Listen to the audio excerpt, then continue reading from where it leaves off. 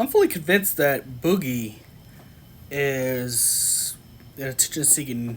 Well, I already know he's a narcissist, but attention seeker to the point where he will say something negative about himself or do something negative, get the reactions, then cry about the reactions.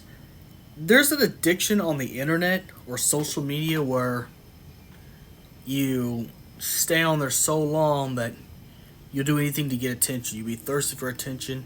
You say some stuff or do some stuff that would enrage or piss off other people, and then put it up on there or do those things.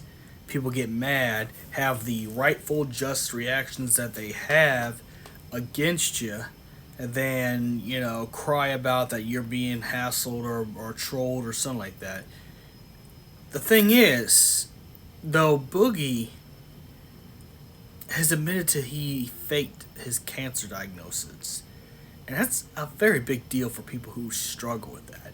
And for people who lie about that stuff, it's very disgusting. Honestly, I can't blame the internet for coming after him for doing that stuff. But what I'm going to talk about in this video is the psychology behind it, because it goes to the same thing with Chris Chan and people like him, LTG, Jared Genesis, and people like him and his caliber, Brandon Brutal.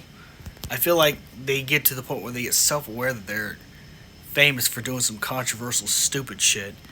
Then they can't get fame any other way else. So to get more attention, they double down and be reactive to a point where they do something wrong, or either to throw a pity party to get someone to say something good about him by saying that they're pieces of shit and they're horrible people, or they go around here doubling down on their actions and getting worse and worse, and then say it's because of a mental health crisis I have, just to get some sympathy, even though, mentally ill or not, you should never try to fake something like that. That is disgusting, to fake something as bad as cancer. That's wrong. Don't ever, doing that. There's no gray in this for no reason.